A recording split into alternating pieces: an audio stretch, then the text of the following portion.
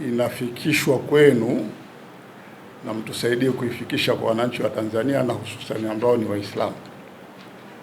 Kufuatia hukumu ambayo ilitolewa na Mahakama Kuu Masjala Dar es Salaam kuhusu kesi ambayo ilikuwa imefunguliwa na Waislamu 12 kwa niaba ya jumuiya na taasisi mbalimbali kupinga mwenendo wa serikali katika kushughulikia masuala mbalimbali yanayohusu Waislamu. Ndugu wanahabari, mnamo tarehe 24 mwezi wa 12 2025, Mahakama Kuu ya Tanzania Masjala ndogo ya Dar es Salaam ilitoa hukumu kwenye shauri la kikatiba namba 27603/2024. Shauri na hukumu yake ni muhimu sana kwa ustawi wa Waislamu na taasisi za Kiislamu hapa nchini. Hukumu hiyo pia inatoa tafsiri ya Katiba ya Jamhuri ya Muungano wa Tanzania, hususan ibara za 3 kifungu cha kwanza, ibara ya 19 kifungu cha pili na cha 3 na ibara ya 20 kifungu cha kwanza na cha 4. Katika shauri hili wadai au walalamikaji walikuwa ni waumini 12 katika jamii ya Kiislamu kutoka maeneo mbalimbali ya Tanzania, wakiwakilisha jumuiya na taasisi mbalimbali. Waumini hawa walikuwa ni kama ifuatavyo: Sheikh Ayubu Salim Mwinge, Sheikh Profesa Hamza Mustafa Njozi, Sheikh Ponda Isa Ponda, Ustadhi Bakari Shingo, Biriziki Shahari Ngwali, Ustadhi Juma Hussein Kilaghai, Ustadhi Abdallah Muhammad Said, Ustadhi Twalib Muhammad Twalib, Ustadhi Ibrahim Hussein Sherali, Ustadhi Musa Rafiki Marua, Ustadhi Abubakar Ibrahim Ngodo na Ustadhi Mustafa Muhammad Abeid. Hata hivyo, Sheikh Ayubu Salim Mwinge na Ustadhi Twalib Muhammad Twalib walifariki dunia katika hatua za awali kabla shauri halijaanza kusikilizwa. Kwa maana hiyo basi, shauri lilisikilizwa na kutolea hukumu kukiwa na walalamikaji ambao wamebaki 10 tu. 3 walalamikiwa walikuwa ni wakina nani? Walalamikiwa katika shauri hilo walikuwa ni 5 ambao ni: 1, msajili wa jumuiya za kijamii, Wizara ya Mambo ya Ndani ya Nchi. Mlalamikiwa wa pili alikuwa ni kabidhi wasii mkuu, kwenye mabano ni RITA. Mlalamikiwa namba 3 alikuwa ni mwanasheria mkuu wa serikali. Mlalamikiwa namba 4 alikuwa ni Baraza Kuu la Waislamu wa Tanzania, yaani BAKWATA. Na mlalamikiwa wa mwisho alikuwa ni Baraza Kuu la Jumuiya na Taasisi za Kiislamu Tanzania, limezoeleka kwa jina la kifupi Baraza Kuu. Walalamikaji walikuwa wanalalamikia kitu gani?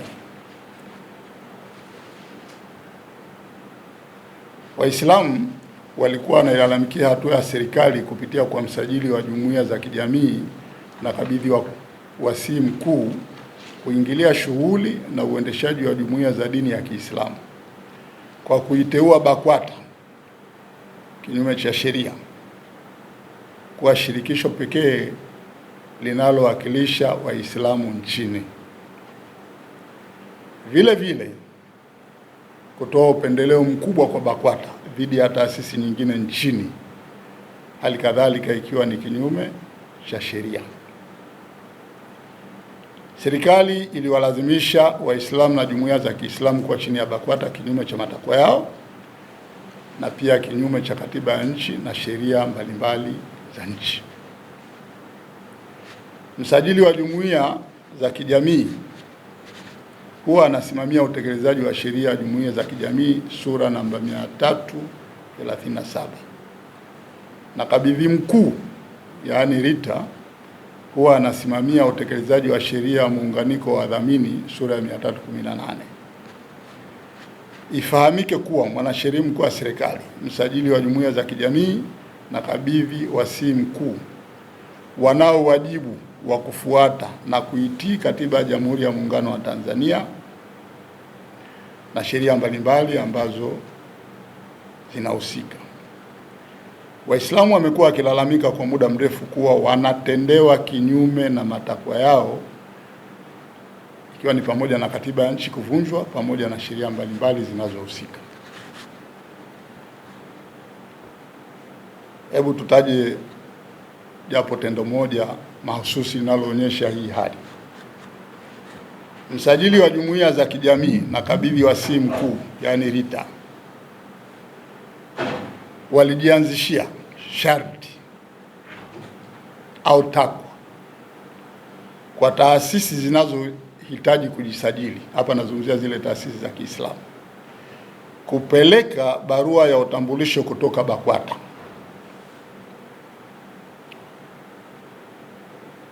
Msajili wa jumuiya za kijamii pamoja na kabidhi wasii mkuu, yaani RITA, walijianzishia sharti au takwa kwa taasisi zinazohitaji kujisajili, nikikusudia zile taasisi za Kiislamu, kupeleka barua ya utambulisho kutoka BAKWATA. Sharti hili halipo katika sheria za nchi wala katika katiba ya nchi.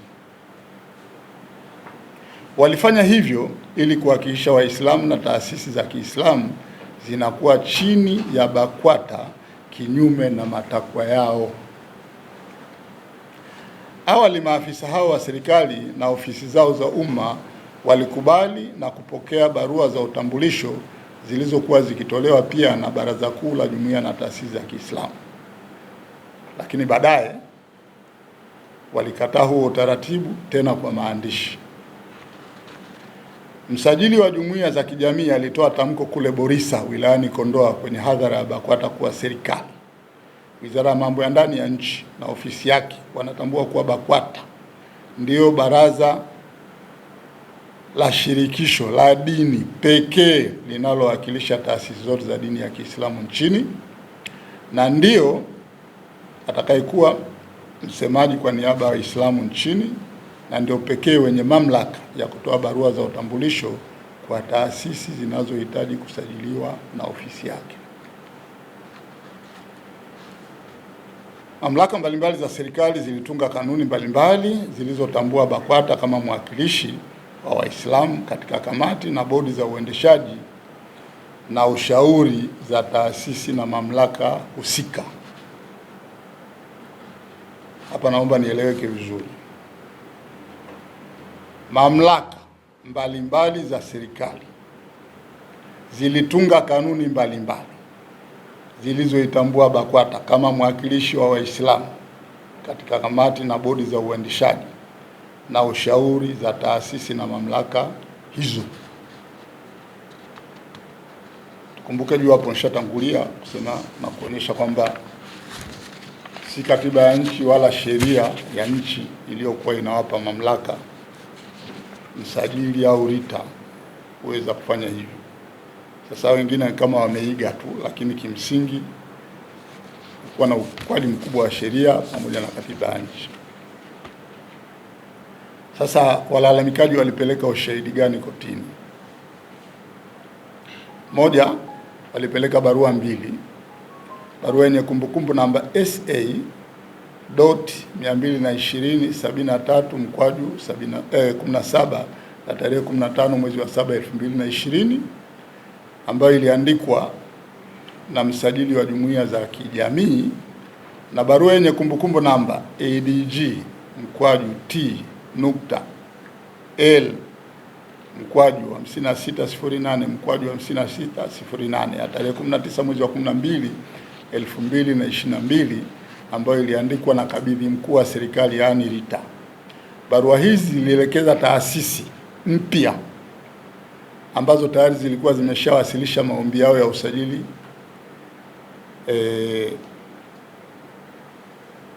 kwamba zipeleke upya maombi na zitambulishe, yani zikiwa zinatambuliwa na BAKWATA.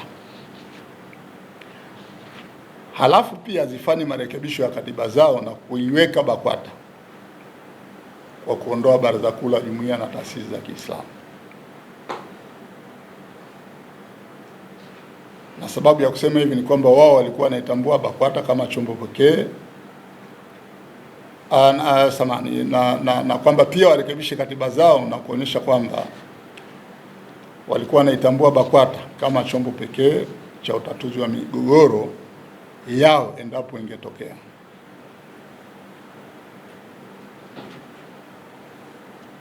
Barua mbili zilipelekwa mahakamani kama ushahidi zinazoelekeza taasisi na jumuiya ambazo tayari zilikuwa zinaomba usajili, na katika maombi yale zilitaja Baraza Kuu la Jumuiya na taasisi kama ndio mdhamini. Walielekezwa waondoe Baraza Kuu la Jumuiya na taasisi na badala yake waweke BAKWATA. Lakini sio hivyo tu, pia wakafanya marekebisho kwenye katiba zao kuonyesha kwamba BAKWATA ndio ambao wangekuwa wanahusika kama kungezuka mgogoro wote na inahitaji kufanyiwa suluhu. Huo ulikuwa ni ushahidi wa kwanza. Ushahidi wa pili ulikuwa ni clip ya video ambayo ilikuwa kwenye muundo wa flash disk au diski mweko na link yenye kuonyesha hotuba ya msimamo uliotolewa na msajili wa jumuiya za kijamii tarehe 20 mwezi wa 6 2024 kwenye hadhara ya BAKWATA iliyofanyika Burisa wilayani Kondoa mkoani Dodoma. Kama tulivyoeleza hapo awali, msajili alitoa tamko na msimamo wa serikali wa kuitambua BAKWATA pekee kwa ndio taasisi pekee ya shirikisho ambayo taasisi nyingine zote za Kiislamu zitalazimika kuwakilishwa na hiyo taasisi ya BAKWATA. Ushahidi wa tatu, ilipelekwa pia ripoti ya utafiti yenye kichwa cha habari kinachosomeka BAKWATA is like a dead spirit to oppress Muslims. Tafsiri isiyo rasmi ni kuwa BAKWATA ni mithili ya mzimu wa wakandamiza Waislamu. Hii ni ripoti ya utafiti uliochapishwa mwaka 2019 na watafiti wawili kutoka chuo kikuu cha Radboud cha nchini Uholanzi na chuo kikuu cha Dar es Salaam hapa nchini Tanzania. Ripoti hiyo imeonyesha namna Waislamu wasivyoridhishwa na BAKWATA na kuituhumu kuwa inahusika moja kwa moja kwa maendeleo duni ya Waislamu hapa nchini. Ushahidi wa nne ulikuwa ni katiba ya BAKWATA yenyewe. Katiba ya mwaka 1999 toleo la mwaka 2018. Katiba hii inaonyesha kwamba BAKWATA haina wanachama wala daftari la wanachama. Narudia, katiba hii inaonyesha kwamba BAKWATA haina wanachama wala daftari la wanachama. Mkutano mkuu wa BAKWATA ni wa viongozi na sio wanachama, kama ilivyozoeleka katika sheria na desturi. Unapozungumzia mkutano mkuu, normally huwa ni members wanaokwenda kuangalia utendaji wa viongozi wao na wakilazimika kuwawajibisha. Sasa kwa BAKWATA hiki kitu hamna. Kuna mkutano mkuu ambao kwa sababu wanachama hamna, unahudhuriwa na hao viongozi wa BAKWATA.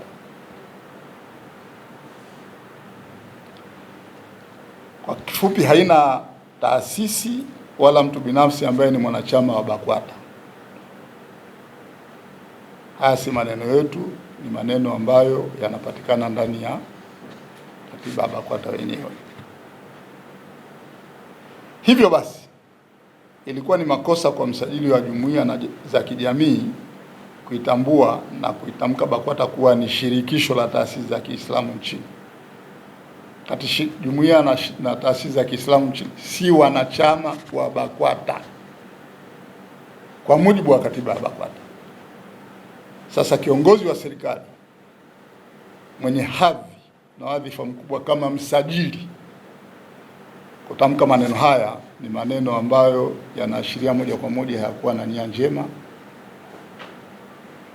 kwa jamii ya Waislamu hapa nchini.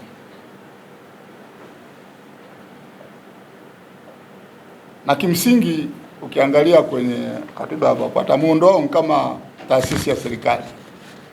Maana serikali huwa haina wanachama, inakuwa na viongozi waandamizi na viongozi wa kawaida na watendaji. Ndivyo BAKWATA ilivyo.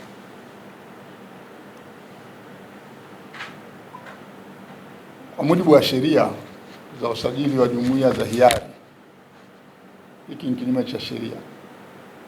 Leo ukienda ukitaka kusajili jumuiya yako au taasisi yako, kitu cha kwanza ambacho atataka ulete minutes za watu waliokaa kama wanachama wanaotaka kujisajili.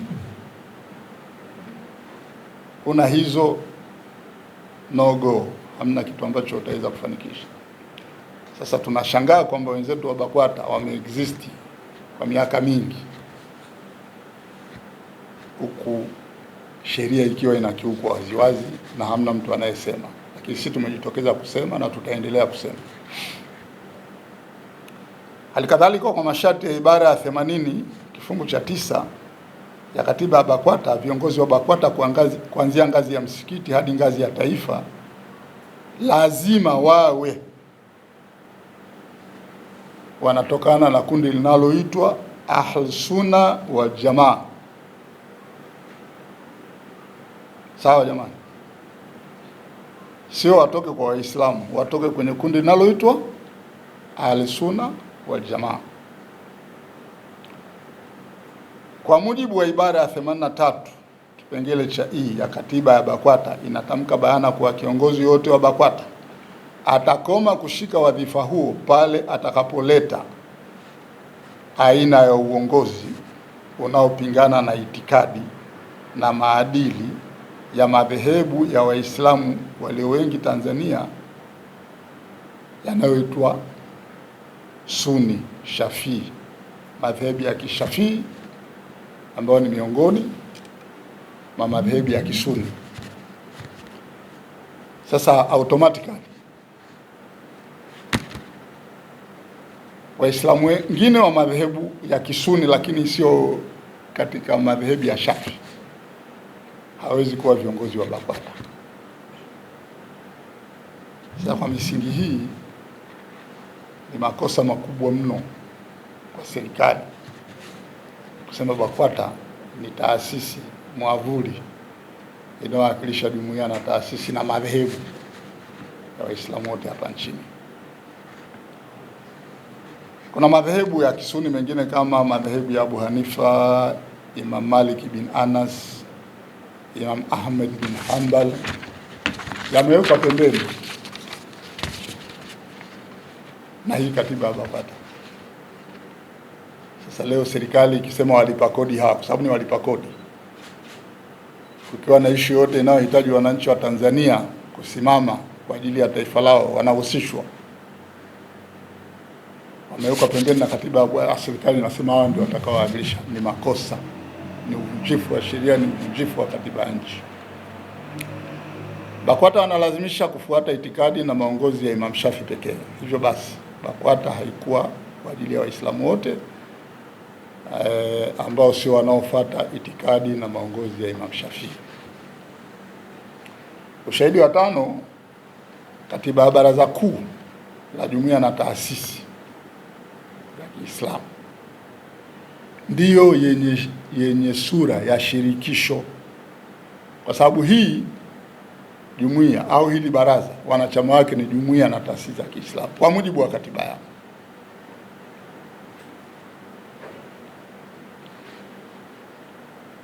Na mkutano mkuu wa Baraza Kuu la Jumuiya na Taasisi wanaokuja ni wawakilishi wa zile jumuiya na taasisi ambao ni wanachama. Hivyo basi ni wazi kabisa kwamba ukitaka chombo kinachoweza kuitwa kwamba kinawakilisha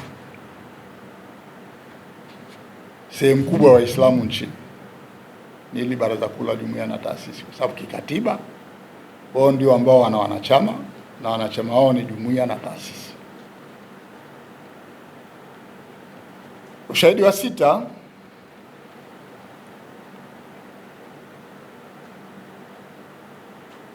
ulikuwa ni kuwasilisha zile kanuni ambazo zimetungwa sasa na mamlaka na taasisi mbalimbali za serikali wajumbe wa kamati na bodi za taasisi hizo zikihitaja BAKWATA kwamba ndio itakayokuwa inawakilisha Waislamu nchini, kitu ambacho kama ambavyo tumetangulia kusema ni kinyume kabisa na sheria, ni kinyume kabisa na matakwa ya katiba ya nchi, na pia ni kinyume kabisa na matakwa ya katiba ya BAKWATA yenyewe. Na ushahidi wa mwisho ulikuwa ushahidi wa 7. Kulikuwa na linki ya mtandao wa hukumu za Mahakama Kuu na Mahakama ya Rufani kuonesha kuwa migogoro ambayo BAKWATA imeingia na taasisi na jumuiya za Kiislamu, yaani kuna migogoro mingi, inawezekana hata idadi haina, ambao BAKWATA imekuwa ikisigana na jumuiya mbalimbali za Kiislamu. Na migogoro mingi imehusu BAKWATA kupora mali za jumuiya zingine na taasisi zingine. Yaani watu kama taasisi mnakaa mahala kufuatana na katiba yenu, mnasema tufanye 1, 2, 3, 4, mnafanya. Alafu huku nyuma BAKWATA kwa sababu ya kupewa mabavu na serikali wanakuja wanapora kile mlichokifanya pale, wanadai ni mali yao. Na kuna maeneo mengi wamefanikiwa, japo kuna maeneo mengi pia wamefeli, kwa sababu watu wameenda mahakamani kupinga na kuna kesi zinaendelea zilizozalishwa na hii migogoro.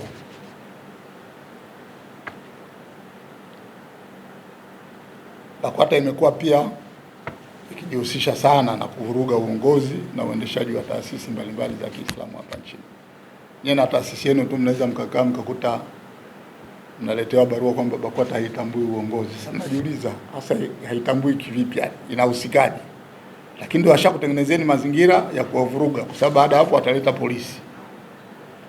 Na polisi kwa sababu ya kile tulichokisema kwamba taasisi nyingi za kiserikali zimejitengenezea kanuni na miongozo ya kuitambua BAKWATA kama ndio taasisi pekee, watakuja wakiitwa. Sasa nyie ambao mna haki mnageuzwa ndio ma victims. Kwa hiyo huu ushahidi pia ulipelekwa mahakamani na ulizingatia vifungu mbalimbali vya katiba ambavyo vimekiuka. Walalamikaji walidai serikali imekiuka ibara ya 3 kifungu cha 1 cha katiba ya Jamhuri ya Muungano wa Tanzania inayotamka kuwa Jamhuri ya Muungano ni nchi isiyo na dini. And the moment nchi ikiwa haina dini, kwa maana mfumo wa kiutawala hauna dini, ni makosa mfumo huo wa kiutawala kutengeneza mazingira ya kuikumbatia dini fulani. Huku ni kuvunja katiba ya nchi direct. Sasa Waislamu walilionyesha hili, wale tuliofungua kesi, kwamba serikali ilikuwa inakiuka hiki kipengele cha ibara ya katiba ya Jamhuri ya Muungano wa Tanzania.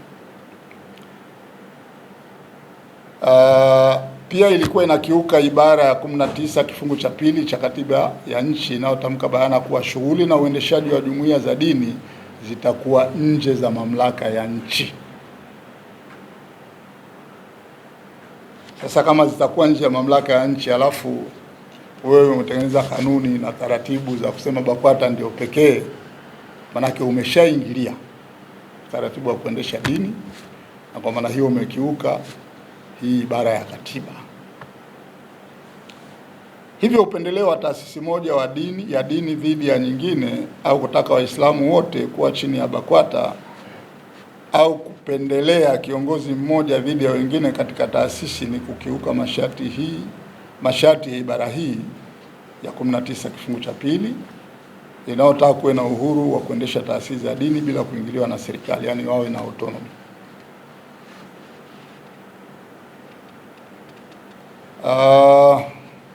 Pia Waislamu waliweza kupeleka ushahidi wa 3 unaoonyesha ukiukwaji wa katiba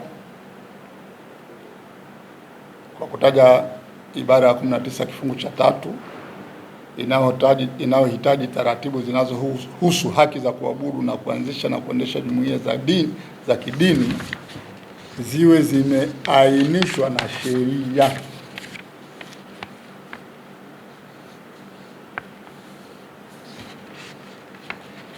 Sasa kwa sababu sheria hazisemi kwamba BAKWATA ndio itakaokuwa mwavuli wa Waislamu, walazimisha lazima wanapotaka kujisajili au kufanya mambo yao wapeleke udhamini wa BAKWATA, ni kikiuka hii ibara. Ibara nyingine iliyokiukwa kwa mujibu wa walalamikaji ni ibara ya 20 kipengele namba 1 ya katiba ya nchi inayotoa haki ya uhuru wa mtu kuchanganyika na kushirikiana na watu wengine kwa hiari yake na kwa amani. Ndugu wanahabari,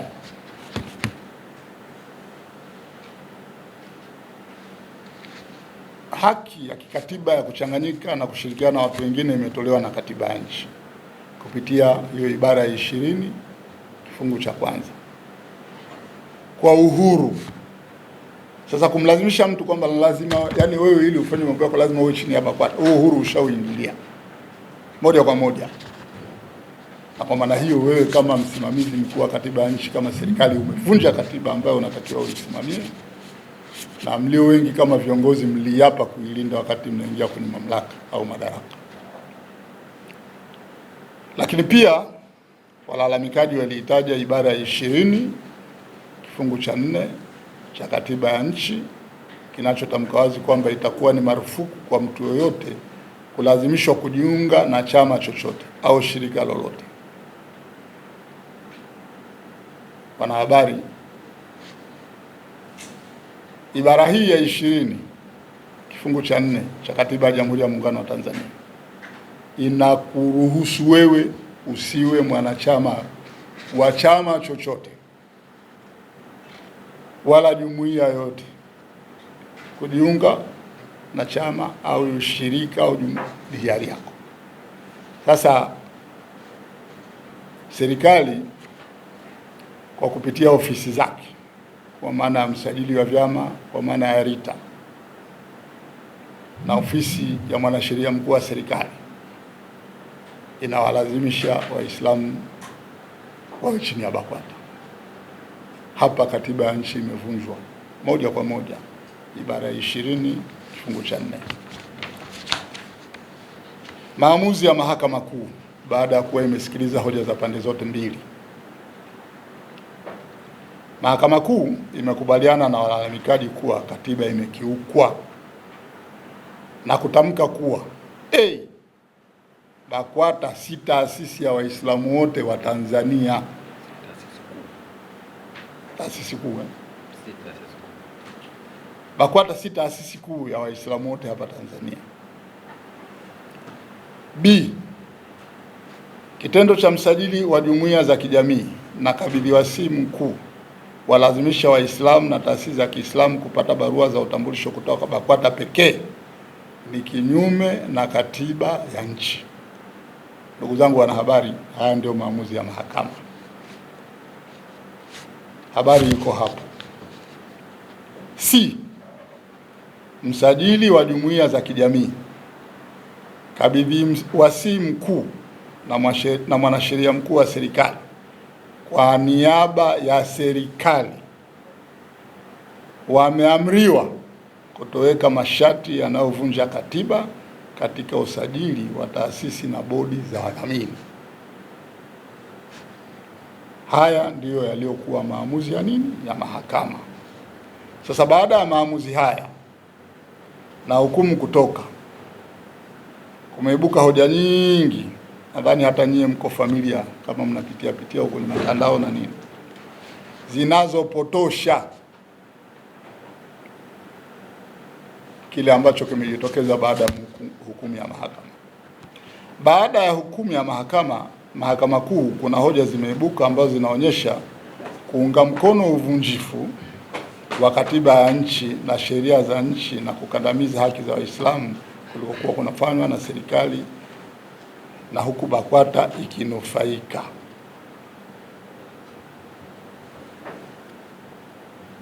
Mosi, hoja ya kuunganishwa BAKWATA kwenye shauri la kikatiba. Ikumbuke kuwa BAKWATA ndio wanufaika wa uvunjifu wa katiba ya nchi na sheria mbalimbali za nchi na haki za Waislamu ambao umekuwa ukiendelea kwa muda mrefu. Hakukuwa na namna yote ambayo ungeweza ukaendesha shauri hili bila kuwaingiza BAKWATA kama sehemu ya shauri, kwa nafasi yao kama wanufaika. Kwa hiyo basi wanaolalamika kwamba kwa nini BAKWATA iliingizwa wanasahau kwamba BAKWATA ndio chimbuko la haya malalamiko, kwa sababu bila wao kuwepo na kupewa hiyo special status na serikali singekuwa na haja ya watu kulalamika. Kwa hiyo lazima BAKWATA wawe ni sehemu ya shauri. Pili, kwa nini Baraza Kuu la Jumuiya na Taasisi nalo likaunganishwa? Hii ni hoja nyingine ambayo wapotoshaji wanajaribu kuisukuma kwenye jamii huko. Ilibidi Baraza Kuu liunganishwe kwa sababu awali lilikuwa linadhamini jumuiya na taasisi za kujiandikisha na hakuna tatizo, lakini baada ya muda kukawa na barua rasmi kutoka kwa mamlaka zinazohusika kukataa ule udhamini unaofanywa na Baraza Kuu la Jumuiya na Taasisi za Kiislamu. Sasa Baraza Kuu litakiwa lifike mahakamani katiba yake iletwe mahakamani, ule muundo wake utazamwe, na kama ambavyo tumeonyesha awali, Baraza Kuu ndio lenye sifa ya kuweza kuwadhamini wengine, kwa sababu lenyewe ndio katiba yake ina muundo wa shirikisho, wanachama wake ni jumuiya na taasisi mbalimbali. Sasa ni lazima wafike pale mahakamani waweze kuonyesha ile position yao. Kwa hiyo waliokuwa wanaleta hizi hoja kwamba kwa nini Baraza Kuu likawepo kwenye shauri, pia walikuwa nia yao ni kuchafua tu na hawakuwa na hoja ya msingi. Tatu, kuna wengine wanaokuja na hoja kwamba hukumu inaweza kuyumbisha amani na usalama, yaani amani ya Tanzania na usalama inaweza kuyumbishwa na hukumu iliyotolewa na mahakama. Hoja hii pia ilitajwa na msajili wa jumuiya za kijamii pale Borisa wilayani Kondoa kwenye hafla ya BAKWATA tarehe 20 mwezi wa 6 2024. Msajili alileta taswira kwamba BAKWATA ni muhimili wa amani nchini, ingawa hakuweka wazi hiyo dhana ameitoa wapi. Hoja hii haina mashiko. Amani, umoja na mshikamano wa Waislamu hauletwi na haujawahi kuletwa na BAKWATA, bali na Qur'an na Sunna za Bwana Mtume Muhammad sallallahu alaihi wasallam. Mikusanyiko mikubwa ya kila siku inayofanywa na Waislamu kupitia ibada zao misikitini na hata ibada nyinginezo nje ya misikiti ni kielelezo cha kwamba wao kama Waislamu ni watu wenye furaha na mapenzi makubwa, na wao kama wao hawana tatizo miongoni mwao. Sasa kujaribu kupandikiza kwamba hii hali imeletwa na BAKWATA si kweli hata kidogo. Hoja hii haina mashiko. Umoja, amani na mshikamano wa Uislamu, kama nilivyotangulia kusema, unaletwa na Qur'ani na Sunna. Kwa bahati mbaya hili sio darasa la Qur'an na Sunna, lakini ungekuwa na hilo darasa mngeweza mkajionea ni kivipi. BAKWATA toka ilipoundwa imekuwa ikileta mifarakano na migogoro katika jamii ya Waislamu nchini, na ushahidi ni mwingi, na kama nilivyosema awali kuna migogoro mingi na mingine iko mahakamani. BAKWATA wamejaribu kwenda kwenye jumuiya na taasisi mbalimbali kupora mali zao huku, kuvuruga uongozi na kadhalika na kadhalika. Niwape tu mfano mmoja. Kuna jumuiya inaitwa Africa Muslim Agency, siku hizi wamebadilisha jina, wanajiita Muslim Aid. Ni taasisi inayotokea nadhani Kuwait. Kuwait. Zamani walikuwa wanasaidia sana jamii za Kiislamu wa Tanzania maeneo mbalimbali, kujengea misikiti, kuchimbia visima vya maji na nini, na haulizi chochote, wanaiona mnahitaji, wanawasaidia. Miaka kadhaa iliyopita pale mjini Moshi